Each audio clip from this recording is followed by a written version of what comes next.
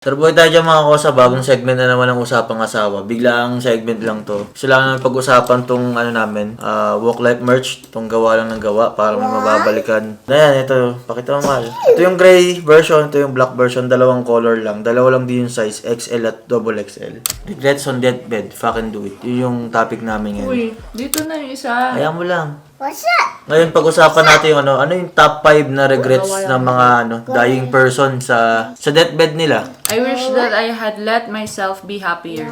Yung top number 5 or I wish I had stayed in touch with my friends. 3, I wish I'd had the courage to express my feelings. 2, I wish I hadn't worked so hard. number 1. I wish I had the courage to live a life true to myself, not the life others expected of me. Lahat sila nag-umpisa sa I wish. Oo, diba? Di ba? Sana ito na lang. Parang puro regret ba?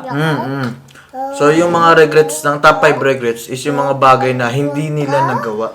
Siguro hanggang dito lang mga ko sa basta regrets ay nasa deathbed.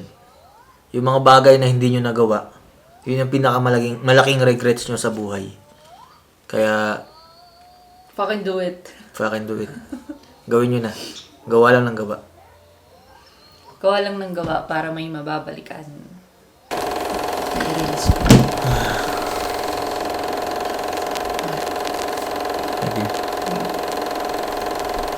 Gawa lang ng gawa habang buhay na panata.